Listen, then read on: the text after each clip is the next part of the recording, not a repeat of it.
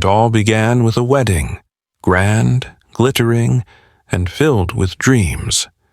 A viral video on social media showed a newlywed couple, Sonam and Raja Raghuvanshi, dancing under a canopy of fairy lights, surrounded by smiling guests and echoing laughter. No one watching the video could have guessed the horror that lay ahead.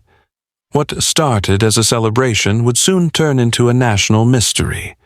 Within weeks, this happy couple would vanish in the dense mist of Meghalaya, leaving behind a trail of questions, fear, and a broken family. Raja Raghuvanshi, the youngest among 3 brothers, was the backbone of his family business, Raghuvanshi Transport. Based in Indore, the family was well respected and financially stable, owning a luxurious home in Sakar Nagar. Raja was known for his kind heart, discipline, and dedication. His transport company dealt in leasing vehicles like buses and vans to schools and hotels. Under his leadership, the business soared to new heights, earning him admiration across the city. In the same city lived Sonam, a confident and educated woman from a wealthy business family. Her brother Govind ran a successful plywood lamination business. Sonam was graceful, well-spoken, and carried herself with poise. It was through a matrimonial directory published by their community during the Ram Navami festival that their families first connected. Raja's name was listed for matchmaking, and so was Sonam's. What followed seemed like a match made in heaven. The 2 families met and instantly clicked. The engagement took place at a temple with minimal fanfare. As per tradition, Sonam and Raja seemed genuinely happy. They were planning their life together, making wedding preparations, shopping for furniture and clothes, and laughing like childhood friends. The wedding date was set for May 11th, 2025. And when the day finally arrived, the celebrations were nothing short of magical. From traditional rituals to DJ dance performances, everything screamed joy. But none of the guests had any idea that within days, the couple would be reported missing. After 3 days at her in-laws' house, Sonam returned to her parental home for a few final post-wedding customs. During this time, the couple started discussing their travel plans. Initially, Raja had wanted to take her to Jammu and Kashmir, but due to ongoing unrest in Pahalgam, they decided to cancel. Instead, they agreed to visit the Kamakya Devi Temple in Guwahati, Assam, a place both had expressed interest in earlier. It wasn't supposed to be a honeymoon. It was supposed to be a spiritual journey. On May 20th, the couple boarded a connecting flight via Bengaluru to Guwahati. Everything seemed fine. They visited the Kamakya temple and offered their prayers. Then, wanting to make the most of their trip, they decided to explore nearby Meghalaya, known for its lush green hills, caves, and living root bridges. They rented a scooter in Sohra, Cherrapunji, stored their luggage at a local hotel, and set off to explore nature's wonders.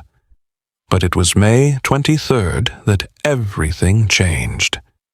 That afternoon, while climbing back from the famous double-decker living root bridge, Raja's mother called Sonam. It was a day of fasting in their family, and she was checking in on her daughter-in-law. Sonam answered, sounding exhausted and short of breath. She told her mother-in-law that she and Raja were trekking back through the forest and that they'd look for food once they reached the top. It was the last time anyone heard from them. Later that day, both Sonam and Raja's phones were switched off.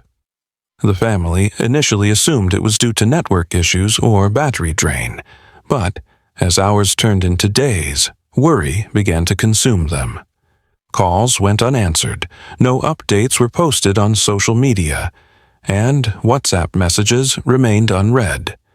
Raja's last Instagram post was at 2 p.m. that day, a photo captioned, "Together for 7 lifetimes." That caption would later haunt the nation. By May 25th, the families were panicking. Sonam's and Raja's brothers traveled to Meghalaya to search for them. They filed a missing person report with the police, and soon local authorities joined the effort. Investigations revealed a shocking clue. A local village head informed the police about an abandoned scooter near Sohra's Rim village. The keys were still in the ignition. It was the same scooter Raja had rented. Fear turned to dread. Inside the nearby forest, search teams combed through valleys, waterfalls, and fog-covered cliffs. The area was treacherous, with heavy rainfall, slippery rocks, and deep gorges. The couple's bags were discovered in a nearby ravine, partially buried in foliage. Inside were their clothes and Raja's travel documents. With every new clue, hope diminished. The terrain made it nearly impossible for drones or search parties to cover ground quickly. Time was running out. One of the local guides, Albert, reported seeing Sonam and Raja near the trekking path on May 23rd. According to him, 3 other men were walking with Raja. Though they were speaking in Hindi, the guide couldn't understand the conversation. He remembered their faces, though, and something about them didn't sit right. As search teams spread across locations like Nokalikai Falls and Wei Saudong, weather continued to interrupt rescue operations. But they refused to give up. Then came the most terrifying discovery of all. On June 2nd, a team found a decomposed body deep in a gorge below an old observation deck. It was Raja. His face was unrecognizable, but a tattoo on his hand confirmed his identity. His jewelry, worth over 10 lakh rupees, was missing. There were signs of injuries, and next to the body lay a blood-stained machete, a shattered phone screen, and a raincoat. The death, initially believed to be an accident, was now clearly a homicide. The family was shattered. Raja's body was flown back to Indore for his final rites, but there was no sign of Sonam. Where was she? Was she kidnapped? Did she fall? Was she hiding? The country wanted answers. A spiritual trip had turned into a real-life nightmare. But the most chilling twist was yet to come. As Raja's body was returned home, the entire city of Indore plunged into mourning. His family, once full of laughter, tradition, and prosperity, was now draped in silence. But amidst the grief, a darker truth was beginning to unravel. Sonam, the charming bride, was still missing. The country mourned her possible death. But what if she wasn't dead at all? What if the innocent bride was something else entirely? In the days following the discovery of Raja's body, police intensified their investigation. Every CCTV in and around Sohra, Guwahati, and Shillong was scanned. Among the footage recovered from the hotel where the couple had left their luggage, something strange appeared. Sonam could be seen placing a black and red raincoat, the same one later recovered from the crime scene, into the scooter's trunk. Why would she pack away something so important? More questions emerged when police found Raja's clothes, Sonam's wedding ring, and her Mangal Sutra abandoned inside another bag at a different hotel. It wasn't just a case of vanishing anymore. This was a cold, calculated plan. Technical teams dug into the couple's call records. Raja's phone had been turned off by Sonam herself minutes before the murder, under the excuse that constant calls were irritating during the trek. But something else stood out. An unknown number, which had been following their location from Indore to Guwahati to Sohra, suddenly went inactive on May 23rd, the very day Raja was killed. That same number reactivated later in Bihar, and then again in Indore. When the police traced it, a chilling trail emerged. That number belonged to Raj Kushwaha, a man from Indore with a deeply tangled history.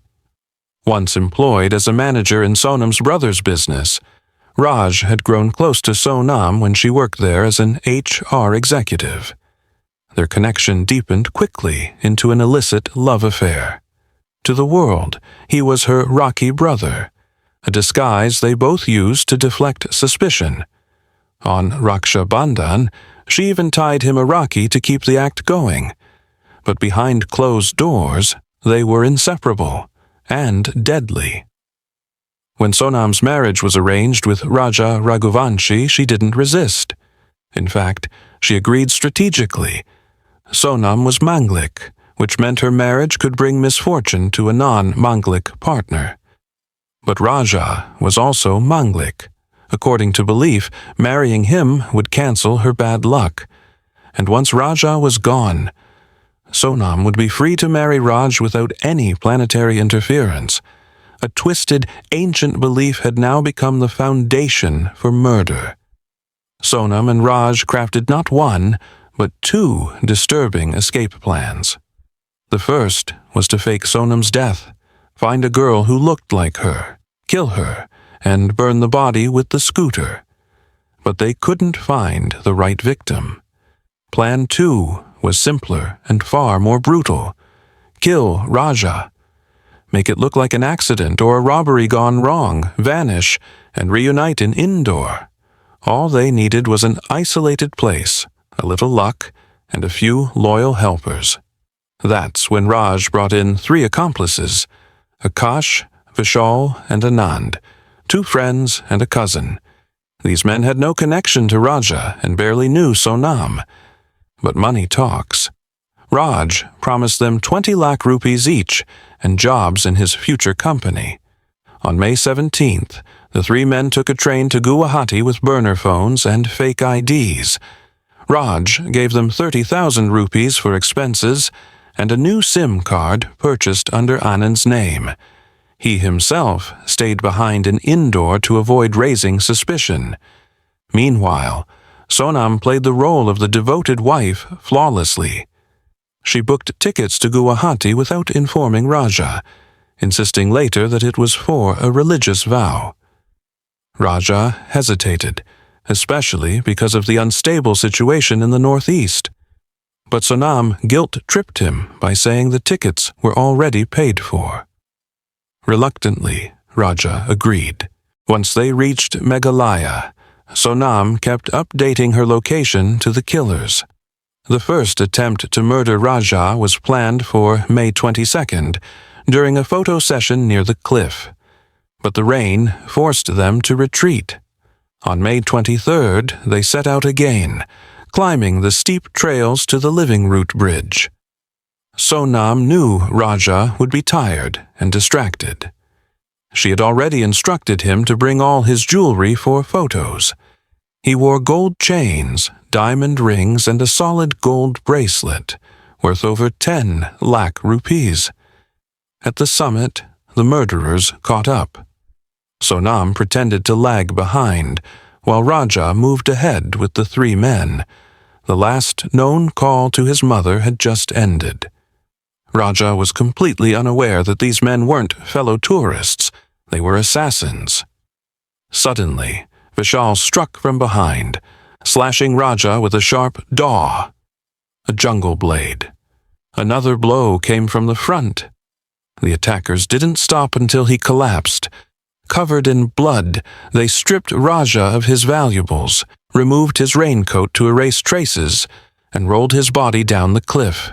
The murder weapon, torn phone, and bloodied clothes were discarded.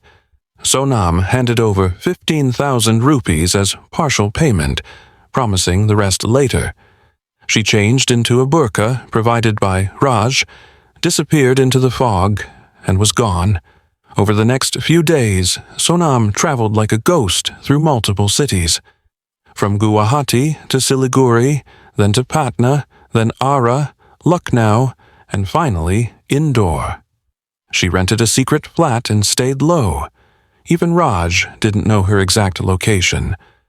Police later discovered Raj had used Paytm to send 7,000 rupees worth of groceries to this flat, groceries Sonam used to survive in hiding. But the plan started to collapse. On June 7th, Akash was arrested. Afraid the entire truth would unravel, Raj panicked. He told Sonam to flee indoor immediately. She boarded a taxi and made her way across state lines, finally stopping at a roadside dhaba in Ghazipur. It was here, on June 8th, around 1 a.m., that Sonam approached a man named Sahil Yadav, the owner of a 24-hour tea stall called Kashi Chai Zaika. She was exhausted, desperate, and frightened. She asked to borrow a phone. Crying uncontrollably, she called her brother Govind in Meghalaya, who had been searching for her for 17 days. When he saw her face on a video call, he nearly collapsed.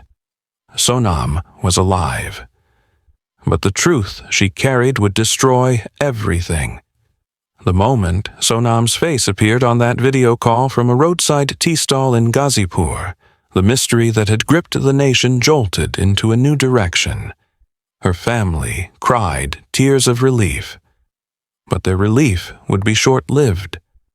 Because when police arrived at the tea stall, what they found wasn't a victim.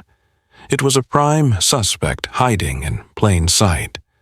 The girl once thought lost to the wild hills of Meghalaya had just triggered the next phase of a nationwide manhunt. Operation Honeymoon. Sonam was weak, trembling, and feverish when the local police took her to the hospital. She claimed she had been kidnapped. Her story: she and Raja were attacked by unknown men during a trek. She said she had been drugged, dragged away, and dumped far from the crime scene. It sounded convincing, until the pieces didn't fit. While she rested under watch at the one-stop center for women, the Meghalaya police and Indore police coordinated. In Indore, Raj Kushwaha and the other 3 accused, Akash, Vishal, and Anand, had already been arrested. Their phones, travel tickets, burner numbers, and transaction histories were all in the hands of investigators. The puzzle was solving itself, and Sonam's arrival had brought the final piece. Soon, the investigation tore open everything Sonam had tried to hide. Her calls to Raj before the wedding, her carefully planned lies to her family, her updates on Raja's movements, sent directly to the killers, her manipulation of Raja into carrying his gold jewelry, her timing, her disappearance. It was all there, in call logs, in hotel CCTV, in recovered bags, in the broken phone found near Raja's body, and most damning of all, the testimony of Raj and his gang. In interrogation, Raj tried to shift blame onto Sonam. Sonam pointed fingers at Raj. But their lies collapsed when matched with digital evidence. Sonam had plotted her husband's death for months. She had rehearsed her story. And yet, she never imagined she'd end up sitting across from her own family, under arrest, under shame, and under the weight of a nation's judgment. Flash back to the days leading up to the murder. Sonam had told Raj, "If I marry Raja, my Mangal dosh will vanish. Once he's gone, I'll be free to marry you, clean and guiltless." That belief, warped by superstition and selfishness, became the motive behind a perfectly timed but terribly executed crime. Sonam had even asked Raja to bring his jewelry, saying they'd take honeymoon photos. But the gold was never meant for photos. It was to be bait. On the day of the murder, May 23rd, 2025, Sonam delayed her pace during the climb, ensured Raja's phone was turned off, and coordinated the strike. The moment Vishal used the machete, it was all over. Sonam didn't flinch. She didn't cry. Instead, she helped wipe away evidence, retrieved Raja's wallet, paid the killers 15,000 rupees in cash, and vanished into the woods wearing a burqa Raj had prepared. Their escape plan was messy, but they were sure no one would suspect the smiling bride. But mistakes began to pile up. Raja's body was discovered with signs of deliberate injury. The bloodied raincoat, broken phone screen, and the murder weapon were all found. And when CCTV showed 3 men trailing the couple, matching the local guide Albert's eyewitness account, it gave police a clear direction. The killers hadn't worn masks. They hadn't even changed their clothes. Their stupidity was Sonam's undoing. Then came the technical forensics. Over 5 lakh numbers were scanned. One by one, suspicious phones were filtered. The number that pinged repeatedly with Raja and Sonam's location then vanished and reappeared in Bihar, cracked the case. All it took was one misstep. Raj activating the phone again in Indore. From there, the trail led straight to his friends, and finally, to Sonam.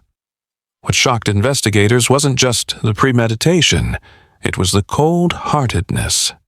Sonam had attended wedding rituals, smiled during ceremonies, and hugged relatives while knowing full well that her husband's days were numbered. Even after Raja's death, she hid calmly, moving from city to city, wearing disguises, plotting how she could reappear as a victim. Her final act was meant to be a sob story at a hospital bed in Siliguri, claiming amnesia and trauma. But Akash's arrest rushed her plan. She fled to Ghazipur instead, only to be caught. Sonam's own family was shattered. Her brother Govind, who had searched for her relentlessly, now said on record, "If she is guilty, she must be punished like a criminal." Her parents, once proud of her, now held their heads in shame. They pledged to stand with Raja's family in the courtroom. In the eyes of justice, there was no forgiveness for what she had done. The nation, too, felt betrayed. The smiling bride in the wedding video had become a symbol, not of love, but of cold ambition. The incident shook public trust in even the most sacred institutions. Marriage, tradition, family, debates exploded on news channels. Was this blind belief in astrology gone wrong?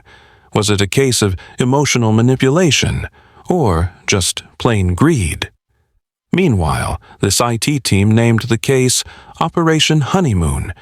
Investigators were praised for cracking the case within a month.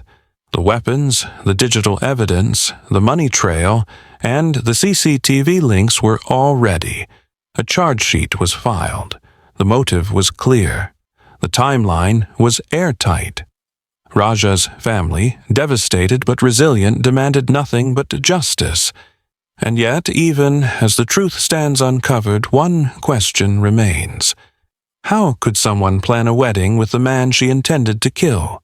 So, what do you think? Was this purely about love and superstition, or something even more sinister hiding behind a smile? Let us know your thoughts in the comments below. This is not just a case. It's a conversation our society needs to have. Was this a crime of fate, or the fate of a crime?